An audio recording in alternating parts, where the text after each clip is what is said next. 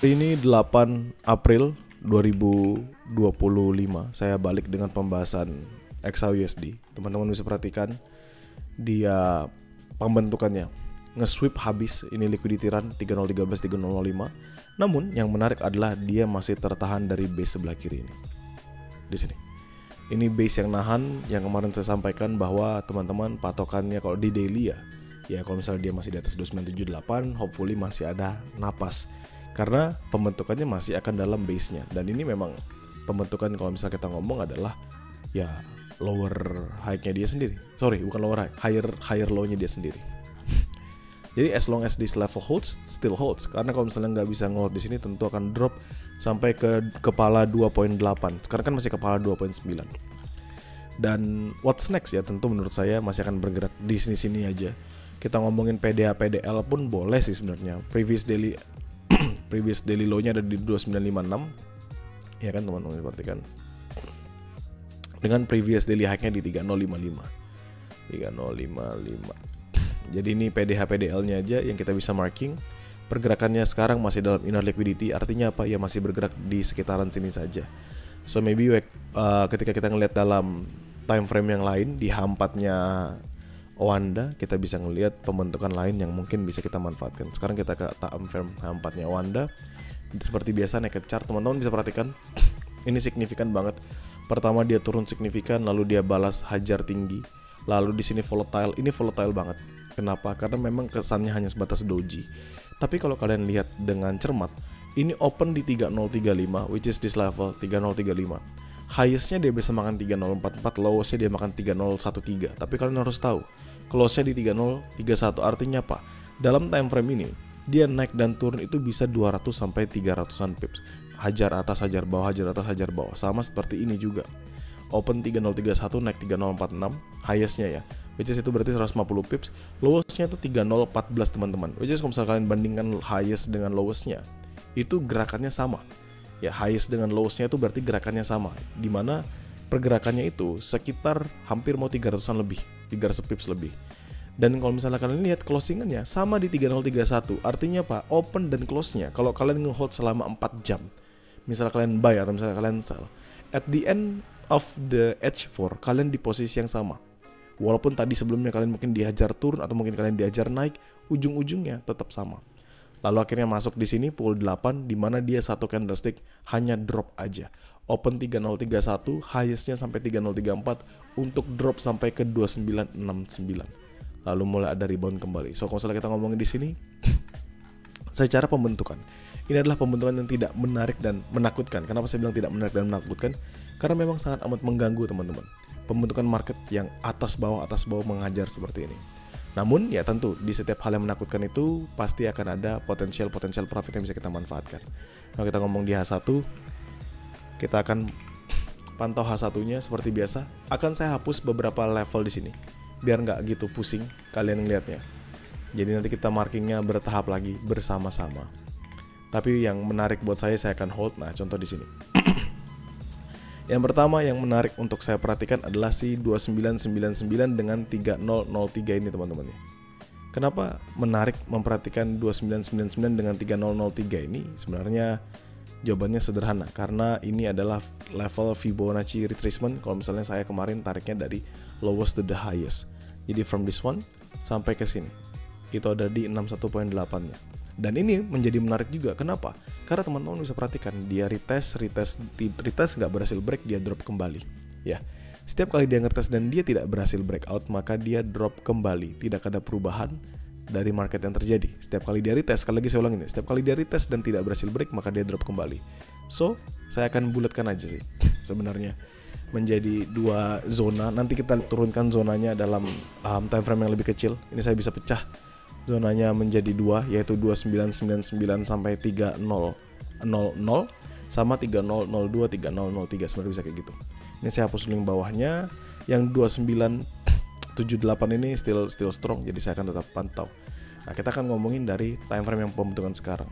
Kalau kita ngelihat, tentu ini adalah sellernya signifikan teman-teman. Kalian bayangkan ini lama sideways lalu drop yang akhirnya dia balik bullish. Tapi di sini kita bisa manfaatkan level Fibonacci retracement-nya lagi. Up, drop, seandainya nanti dia makan ke bawah, maka teman-teman bisa ketemu ya 618-nya ada di 2974.9, saya buatin jadi 2975, dan 79-nya 2966.695. Jadi ini adalah dua zona buy high risk yang akan saya pantau untuk sekarang. Pertama akan ada di 2974.5, 2975 sebenarnya, saya buatin ke atas aja 2975. Jadi 2975 ini saya buletin ke atas sampai ke 2977. Ini adalah buy pertama saya. Selama 2977 nggak di breakout di H1. Kenapa? Karena kalau 2977 nggak di breakout di H1 still strong. Nanti kalau dia nge-retest makan sampai 2975, potensial rebound dari 618-nya. Nah, kita ngomongin si 79-nya. 79-nya ada di 2966.695. Nah, ini saya akan patoknya turun ke bawah. Jadi 2966 sampai 2964 akan menjadi area buy kedua saya. Oke. Jadi ini adalah dua zona buy di hari ini yang fokus utamanya adalah buy on high risk. Hanya dua zona ini. Jadi kalau dia rebound lagi, retrace ke bawah sana, that's the level that I will take for trades. Ya. Walaupun memang di sini ada juga base baru. Jadi up dia baru ketahan, baru dia bullish kembali. This actually a level here. Nanti saya akan patok dan saya akan lihatkan dalam lower time frame-nya aja. Now, saya akan ubah dan memperhatikan ke teman-teman di M15-nya. Di M15 seperti saya bilang tadi, ini adalah level yang nahan. Teman-teman bisa perhatikan, dia lumayan lama nahannya. So, kalau misalnya saya tarik dari sini, ini ada di 2979. Kalian bisa lihat nggak? Ini kan 2979. Sebenarnya kan bedanya cuma sebatas 20 pips aja. Jadi at least sebenarnya nggak perlu banget. Tapi nggak apa-apa, kita marking dulu the zone-nya. Ya, we mark the zone. Gunanya buat apa? Tentu untuk nanti kita manfaatkan dalam trade yang kita jalankan. Jadi we mark first the zone yang kita perhatikan. 2986, 2979. At least ini adalah base baru. Yang mungkin kalau misalnya nanti dia retracement ke bawah sana bisa menjadi patokan utama untuk dia mempertahankannya. So if we check by Fibonacci retracement this one to this one, ya kan 79-nya kan di 2984. Jadi at least bisalah kita patok ya teman-teman ya, 2984 sebagai level untuk entry buy scalping. Jadi 2984, 2982 atau 2983 that's actually enough. Nanti di bawahnya lagi, ini misalnya 2984, 2983, baru nanti 2980, 2979. Nah, saya sudah pecah dalam beberapa level untuk areanya. Ini saya akan ganti warnanya jadi merah semua. Ini ganti jadi merah juga. Dan ini saya akan ganti jadi merah juga. Oke, so ini adalah dua level buy scalping terdekat yang bisa dimanfaatkan oleh kita di XAUUSD 2984, 2982 atau 2983, saya buletin ke atas, 2983, 2984, 2983 dan 2980, 2979. Ya, ini adalah zona terdekat yang bisa kita manfaatkan untuk buy aja di XAUUSD, buy-nya sebatas scalping. Sedangkan sell teman-teman sebenarnya sama sih, 29993003. Selama level ini nggak di breakout, sebenarnya sell scalping itu bisa dimanfaatkan. Tapi karena terlalu lebar, jadi saya nampaknya akan naikkan ke 3001, 3003. Sebatas ini. Selama this level still holds, still mampu mempertahankan, 3003-nya aja sih sebenarnya. Ini mampu mempertahankan, maka masih akan bisa drop lagi. Jadi ini adalah supply minor dan ini adalah demand minor yang saya patok. Buy high risk, dua-duanya sudah sebut, 2977, 2975, 2966, 2964. Untuk sell di mana sebenarnya sell itu sudah saya patok. Yang pertama terdekat tentu adalah ketika dia bikin base di sini. Ini kan base-nya panjang teman-teman ya, tapi kita patok dari level yang paling tingginya aja. Jadi saya gantikan garis. This is the highest level yang mereka pernah sentuh, which is di 3031. Jadi saya ganti ini menjadi biru. 3031 sampai ke 30, ini 3035 sebenarnya paling atas, dan sebenarnya bawahnya kan 3032 paling dekatnya. Jadi kita agak buletin dikit aja karena 3031 poin atas, jadi 3032.